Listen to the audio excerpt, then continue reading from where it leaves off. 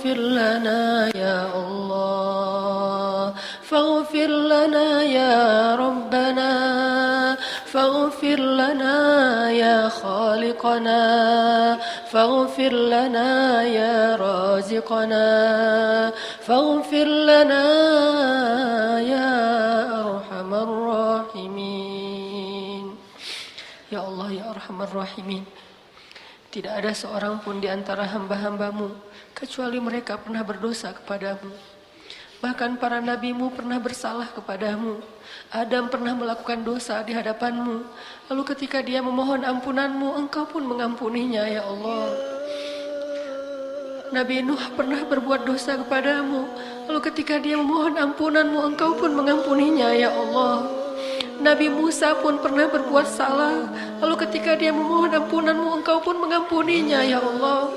Nabi Ibrahim pun pernah berbuat salah. Lalu ketika dia memohon ampunanmu, engkau pun mengampuninya, ya Allah. Bahkan nabimu yang mulia, Nabi Muhammad SAW pernah berbuat kesalahan. Lalu ketika ia memohon ampunanmu, engkau mengampuninya, ya Allah. Kami yakin tak ada seorang pun yang meminta ampun kepadamu kecuali engkau pasti mengampuni dosanya, ya Allah. Dan engkau tidak peduli sebanyak apapun dosa orang itu, ya Allah. Karena sedikit pun dosanya tidak akan menyulitkanmu, ya Allah. Sebanyak apapun dosanya tidak akan merugikanmu, ya Allah. Sebanyak apapun dosanya tidak akan menyakitimu, ya Allah. Sebanyak apapun dosanya tidak akan menghinakanmu, ya Allah. Karena engkau maha mulia, karena engkau maha kaya, karena engkau maha perkasa, ya Allah. Tidak ada rugi bagimu dengan kemaksiatan dan dosa setiap hamba-hambamu, dan tidak untung pula bagimu ketaatan hamba-hambamu. Maka engkau tidak peduli berapapun banyak dosa kami, pasti engkau mengampuninya. Kami yakin itu, ya Allah. Engkaulah Ghaffar, engkaulah Ghafur, engkaulah Rahman, engkaulah Rahim, engkaulah Karim, engkaulah Rauf, engkaulah Hakim, ya Allah. Ampunkanlah dosa-dosa kami, ya Allah. Janganlah engkau binasakan kami dengan dosa-dosa kami, ya Allah. Ya Rabbana, jangan kau palingkan wajahmu dari kami karena dosa-dosa kami, ya Allah. Janganlah engkau mencabut kasih sayang dan rahmatmu dari kami karena dosa-dosa kami, ya Allah. Janganlah engkau jauhkan kami dari kebenaran dan kebaikan karena dosa-dosa kami, ya Allah. Janganlah engkau biarkan kami tersesat karena dosa-dosa kami, ya Allah. Janganlah engkau timpakan kepada kami musibah yang tidak mampu kami memikulnya karena dosa-dosa kami, ya Allah. Janganlah engkau cabut kasih sayang di antara suami istri kami karena dosa-dosa, ya Allah. Janganlah engkau cabut kasih sayang ayah dengan anak, anak dengan orang tua karena dosa-dosa, ya Allah. Janganlah engkau cabut kasih sayang orang-orang soleh kepada kami karena dosa-dosa, ya Allah. Dan janganlah engkau biarkan kami jauh dari Rasulullah di padang mahsyar karena dosa-dosa, ya Allah. Janganlah engkau mengazab kami karena dosa-dosa, ya Allah. Sesungguhnya rahmatmu mendahului kemurkaanmu, ya Allah. Ya Rabbana, janganlah engkau timpakan musibah kepada bangsa kami ini karena dosa-dosa kami, ya Allah. Janganlah engkau menguji kami dengan pemimpin yang zalim justru karena dosa-dosa kami sebagai masyarakatnya, ya Allah. Janganlah engkau menimpakan kepada kami bencana karena dosa-dosa kami, ya Allah. Janganlah engkau menghilangkan keberkahan dari negeri Indonesia ini karena dosa-dosa bangsanya, ya Allah. Kami memohon ampunanmu, ya Allah. Ampunkanlah dosa bangsa Indonesia. Ampunkanlah dosa kami. Ampunkanlah dosa perempuan-perempuan muslimah Indonesia. Ampunkanlah dosa pemuda-pemuda Indonesia. Sehingga dengan istighfar kami engkau turunkan kasih sayangmu, ya Allah. Engkau turunkan kebaikan kepada negeri kami, ya Allah. Rabbana zalamna anfusana wa illam taghfir lana wa tarhamna lanakunanna minal khasirin. La ilaha illa anta subhanaka inna kunna minadh zalimin. Sungguh kami tahu Nabimu Yunus alaihissalam pernah melakukan kesalahan di hadapanmu. Lalu Engkau menimpakan kepadanya ujian. Engkau biarkan ia tenggelam di dalam lautan yang gelap. Di dalam lautan itu dia memohon ampunan-Mu ya Rabbana. La ilaha illa anta subhanaka inni kuntu minaz zalimin. Maka bergetarlah arasy-Mu, Engkau ampunkan dosanya, lalu Engkau selamatkan dia dari musibah itu. Maka selamatkanlah kami dari segala musibah yang disebabkan oleh dosa-dosa kami ya Allah. Selamatkan kami dengan ampunan dari sisi-Mu ya Allah. Janganlah Engkau menghalangi kami dari kebaikan dunia dan akhirat ya Allah, karena dosa-dosa kami di masa lalu ya Allah. Janganlah Engkau tutup hati kami dengan dosa-dosa kami ya Allah. Siapakah lagi yang bisa memberi petunjuk jika Engkau telah menutup hati seorang hamba-Mu ya Allah.